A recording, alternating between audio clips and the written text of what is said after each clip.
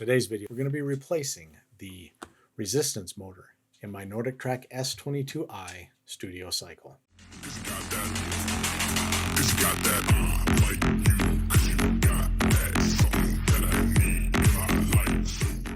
If you're new here, don't forget to subscribe. Most of my videos consist of something that has to do with the fitness and wellness worlds. Usually I have some sort of workout program that I like to do, but this week I ran into a bit of a problem on my NordicTrack studio cycle. The resistance motor just plain stopped working. So after getting on the phone with the help desk, they shipped me out a new resistance motor. It finally arrived in the mail, and so we're going to go ahead and swap that out. I didn't see anything online on a specific way to do that, so through trial and error and phone calls to the help desk, this is what we come up with. So the problem I'm having is that the silent magnetic resistance motor, this part right here, is stuck in position. When I try to adjust the resistance, nothing happens. It doesn't move.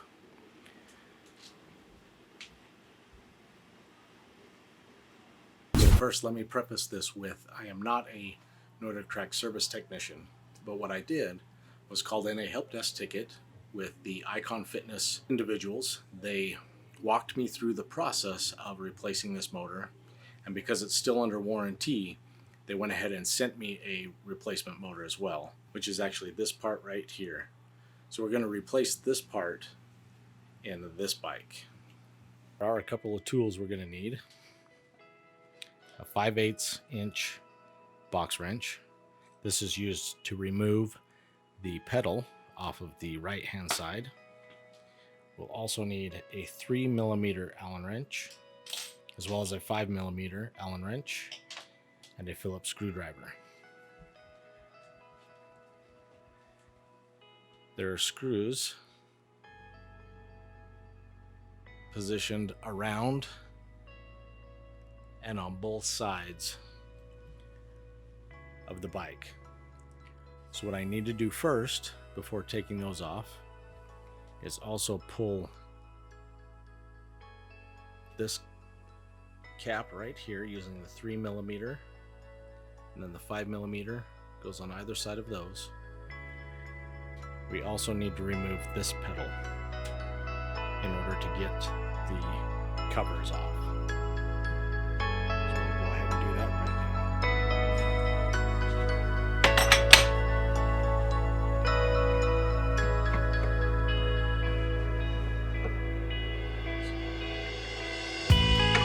Now to remove this, I found it a little bit easier to start with these on the sides before taking this out. And then when we reinstall it, we'll do it in reverse order. We'll put this in first, then tighten it down on the sides. That way it doesn't tend to walk itself out as you're riding. By putting this in first and then clamping it down, it seems to keep that in tighter.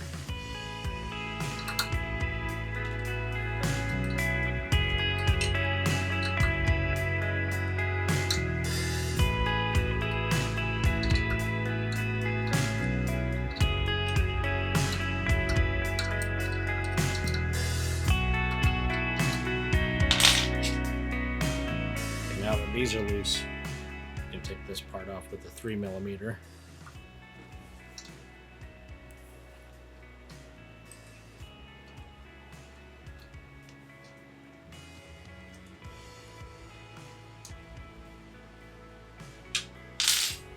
And to get this off, you just pull it straight out. It comes straight off. It has grooves in it that line up with those grooves on that spindle. And we'll get these screws removed here and on the other side as well. This side right here actually has a cap. Remove this screw right here to access it. And inside here are two adjustment points to adjust the calibration on wheel itself. If you find that it's coming out of plumb, you can actually adjust that. But also right inside here is one more screw to remove this cover. It's the same on both sides. Okay, now the screws have all been removed all the way around on both sides. Now they do have little sections where they actually hook together. So once you've actually removed them, you might have to press down on one side of these to get this off. But it just comes off like that. I'm not going to take that all the way out because this is the part that we need to have access to right here on both sides. So I'm going to pull the other cover off, and then I'm going to show you what's happening with this motor before we replace it and before I unplug it. Normally you would unplug it before starting any work, but I wanted to show you what the part is doing in the event that you have a similar problem. I power it off, and you'll see when it turns on what it's trying to do. So it's powered off now. I'll power it on.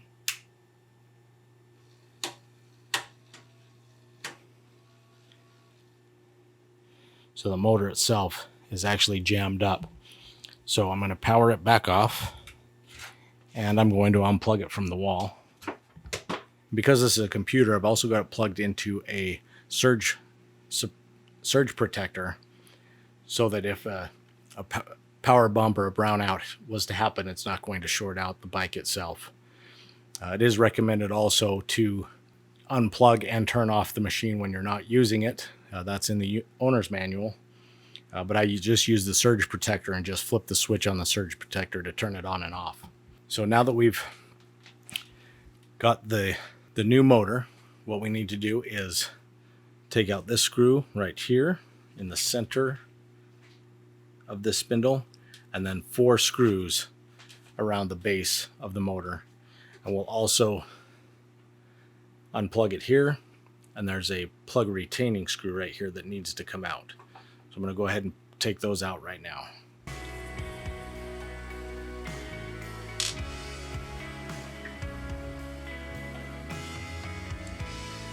That cap comes right off.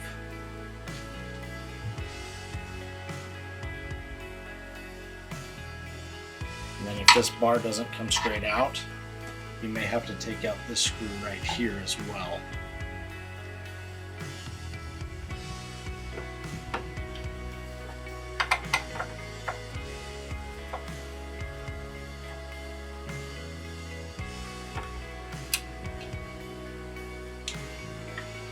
That'll allow that whole arm to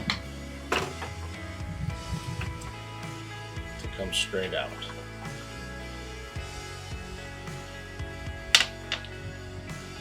So now I'll pull this screw, unplug it, these 4 screws all around the side, and then we'll be ready to reinstall the new one.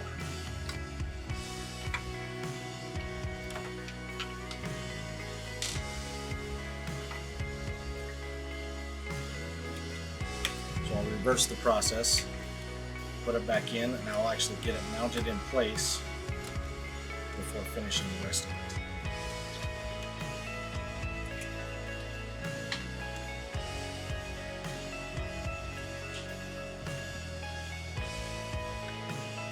Okay, now we're ready to put the bar back on.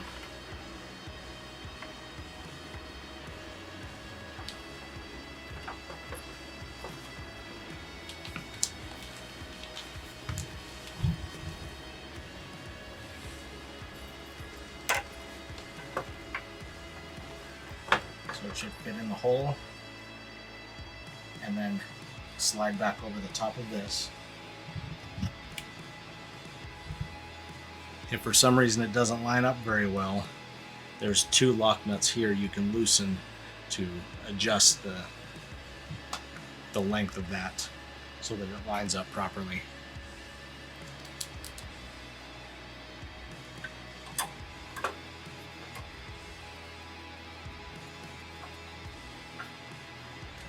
Back in.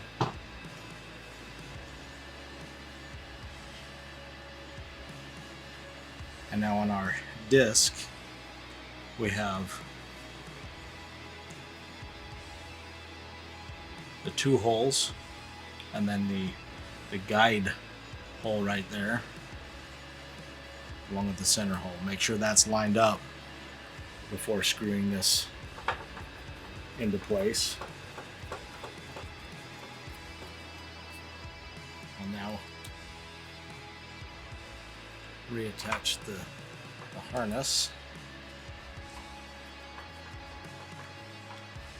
And then plugging it back together.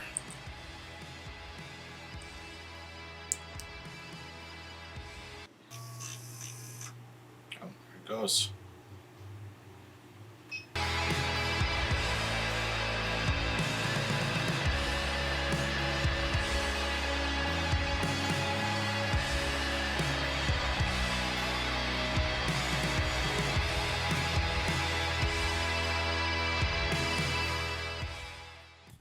What I was talking about with those covers right there. Oh, and on this side, you may need to wiggle this around, move the pedal around to get it behind. It's hard to do with one hand. So we'll set that down. Get that. So once you got this on the outside of the cover, then you can actually put it up and then line these points up right here and also right there. So you want to make sure that that doesn't overlap like that. So on top of each other like that. Done. We can reattach the pedal. So these pedals are ones that I bought after the fact. They have the SPD clips that you can use for riding shoes. One thing I found is the cage actually came with the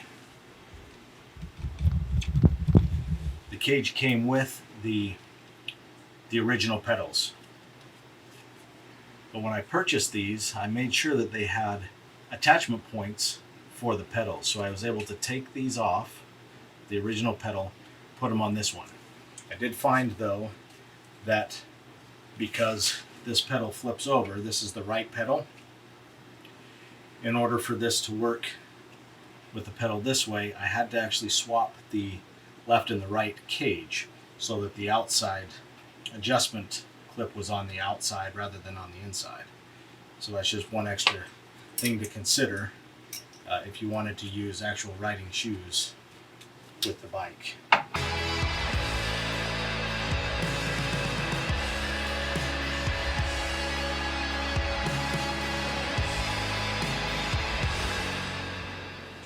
So one thing you want to keep in mind is that you want to make sure that the pedal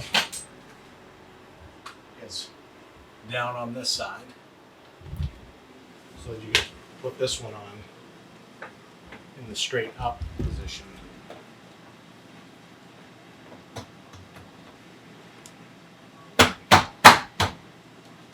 And the one thing I mentioned was putting this back together.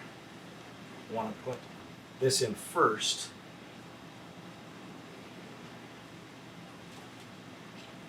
Using the 3mm Allen.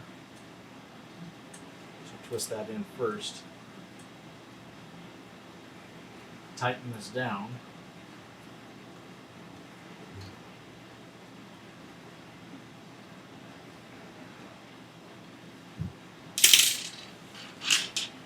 Then using the 5mm Allen, tighten these sides. So by putting it back together in that order, the pressure on these seems to hold this center piece a little tight. If you don't do it in that order, as you're riding, you'll end up backing this one out and it can fall off while you're riding, which the pedal's most likely not going to come off the arm itself, but that is a little disconcerting as you're spinning the wheel, that you got pieces falling off. So put it together back in that order. So this one goes in first, and then tighten those down. Should be all set. All right, reset itself already. So it doesn't move a lot as it's going through its changes. You might be able to see it ever so slightly move.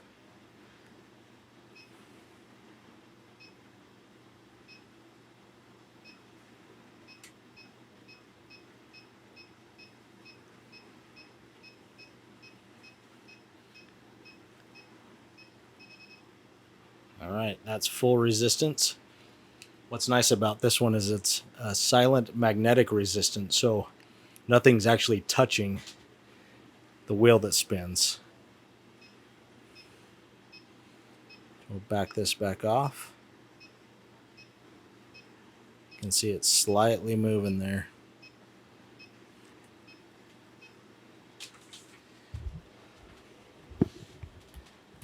So it looks like we got it fixed.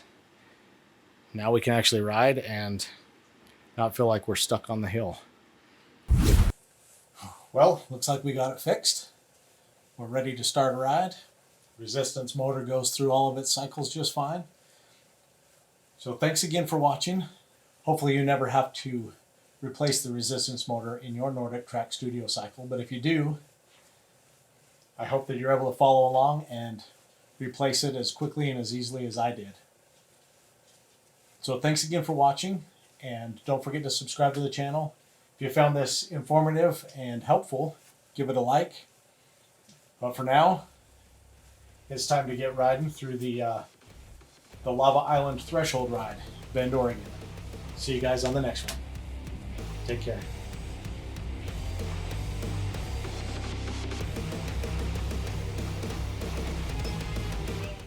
So I fibbed to you a little bit. Said we were in Bend, Oregon. The end of the video.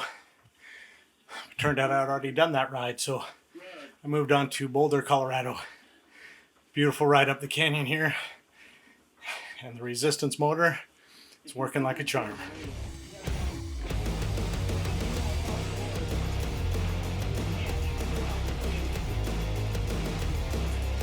Well, we're approaching the cool down of this ride. It's been pretty good. The repair worked just fine. There was no troubles whatsoever, other than it got pretty steep, resistance got pretty heavy. That's the whole point of the NordicTrack S22i. You can get on the programs, let them worry about the resistance, worry about the incline. You can just pedal. The 22-inch screen, fantastic.